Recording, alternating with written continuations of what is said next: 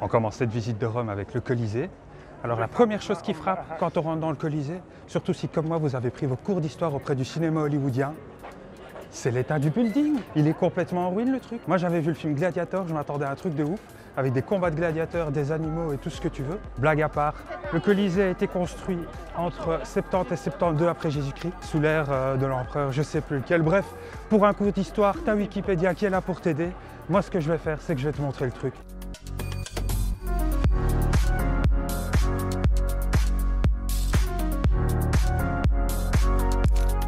On a fait le tour de la question. C'est moins impressionnant que ce que j'avais imaginé. Mais surtout, ce qui est chiant, c'est qu'en fin de compte, tu payes ton ticket pour rentrer dans le Colisée. Mais si tu veux monter au troisième, il faut payer un autre ticket. Si tu veux aller voir la reine là-bas, il faut payer un autre ticket. Ça, c'est un peu désagréable. Mais sinon, si vous êtes de passage à Rome, c'est un incontournable. Petit conseil, faites ça pendant la semaine, parce que le week-end, il paraît, c'est complètement infernal. On va maintenant aller au truc suivant. Je vous dis pas ce que c'est, je vous laisse la surprise. On est ici à la Piazza di Petra, alors il n'y a rien de spécial avec cette place, mais j'adore la façon dont ils ont intégré les constructions modernes dans les vestiges de l'époque romaine antique. On est maintenant arrivé à la Piazza Colonna. Piazza, je pense que ça veut dire place. Toutes les places s'appellent Piazza. Il y a peut-être un lien qui s'est fait. Quoi qu'il en soit, ici c'est Piazza Colonna. Colonna, on a certainement une colonne quelque part. Elle est là derrière moi. Cette colonne est super impressionnante, elle fait plus de 30 mètres de haut et tout au-dessus on a une statue de Marc Aurèle, on a l'impression qu'il est en train de pisser. On est maintenant arrivé à la Piazza della Rotonda et c'est sur cette place qu'il y a un des bâtiments, un des vestiges de la Rome antique les plus célèbres, le Panthéon. C'est impressionnant, ça a surtout l'air très vieux. Et il paraît qu'à l'intérieur il y a une coupole de dingue. On va aller voir ça. Il y a un trou dans le toit, les mecs ils ont oublié de réparer. Ça doit pleuvoir fort quand il pleut ici. On est maintenant arrivé à la fontaine de Trévi, c'est abusé la population qui est ici, il n'y a pas moyen de mettre un pied devant l'autre, mais la fontaine est trop magnifique. Donc je vais quand même essayer de filmer un maximum et de vous montrer ce qu'il y a moyen de voir.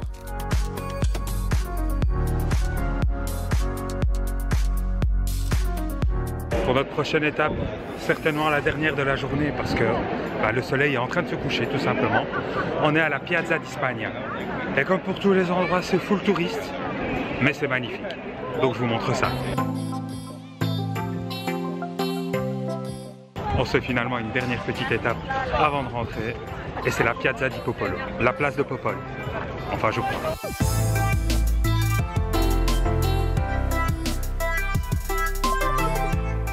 Deuxième jour ici à Rome, on commence cette journée par une visite du Palatin.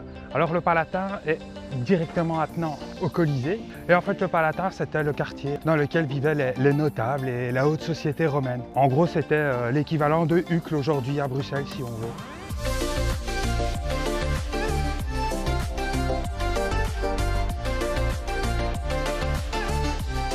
On a terminé la visite du Palatin et on fait maintenant le Forum. Enfin, les ruines du Forum évidemment. Alors le Forum c'était quoi? C'était la place centrale de Rome, c'est là que toute la vie se passait. Tu avais des bars, des buvettes. Tu vois maintenant tu as Café des Sports, Café de la Gare. À l'époque tu avais Café du Forum. Ça a l'air joli, c'est sympa. On fait le tour. Certaines parties des constructions sont vachement bien conservées. Même le ciment il a l'air neuf.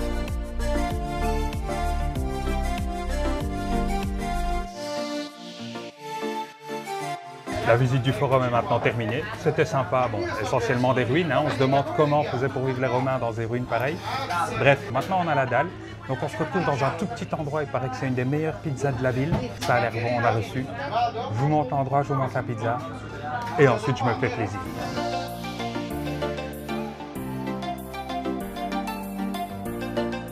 On a terminé de manger la pizza. Comme vous l'avez vu, c'est un endroit vraiment minuscule, il y avait que 2 tables, super bon. C'est pas pour rien que sur TripAdvisor, ils le mettent dans les tops des bonnes pizzas. Maintenant, je sais pas ce qu'on va faire. On continue, on se retrouve là où on se retrouve. Le bâtiment que vous voyez là derrière moi, c'est la cour de cassation italienne. Le bâtiment, il déchire. Il y a des statues dans tous les sens.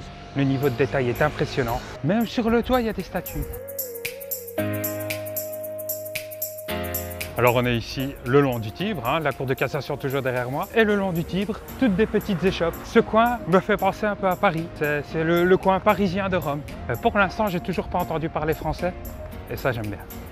On est maintenant au château de San Angelo. Il est sympa de l'extérieur, moi j'aime plutôt bien, mais il paraît qu'à l'intérieur ça vaut pas la peine, surtout que, comme vous voyez là, il y a une file de dingue, et puis c'est un musée quoi, il fait super beau, je vais pas aller perdre mon après-midi dans un musée. Et la vue qu'on a juste en face, elle est magique. Je vous montre ça.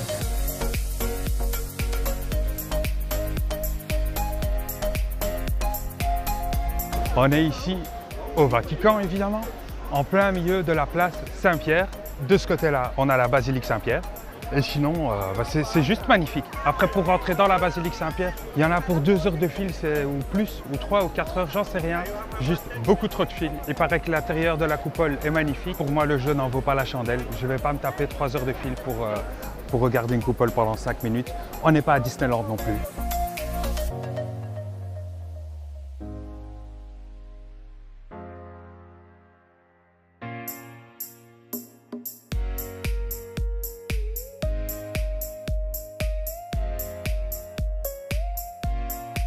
On a maintenant terminé cette visite du Vatican et de ses musées.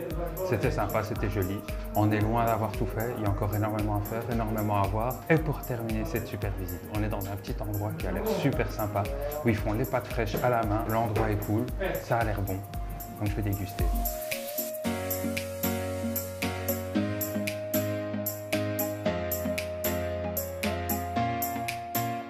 On commence cette dernière journée par la visite du Trastevere. C'est un chouette petit quartier super sympa avec plein de ruelles où tu as des petits restos, une bonne ambiance. C'est là que l'animation se fait vraiment. Et on a quand même une petite visite pour commencer, une basilique. C'est la basilique de je sais pas quoi. Je regarderai, je vous dirai peut-être ça plus tard, sinon je vous laisse faire vos recherches sur internet.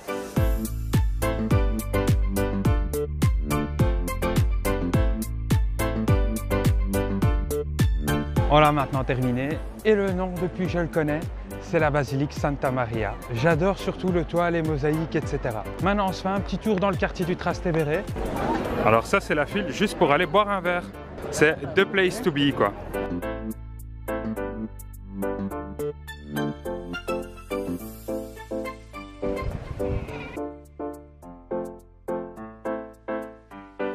J'adore ce quartier. Le seul petit problème, ça devrait être piétonnier. C'est des petites ruelles pavées, mais on a des bagnoles, des scooters dans tous les sens.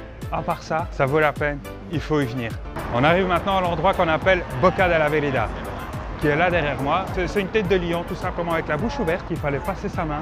Et si on mentait, eh bien sa main se faisait couper. On va maintenant rentrer dans une église qui s'appelle l'église de Santa Sabina, qui est très particulière. Elle n'est pas aussi impressionnante que les autres trucs qu'on a pu voir, mais ce qui est sympa, c'est que pour la construire, on a réutilisé des colonnes de l'époque romaine antique. Je trouve ça cool. Je vous montre ça.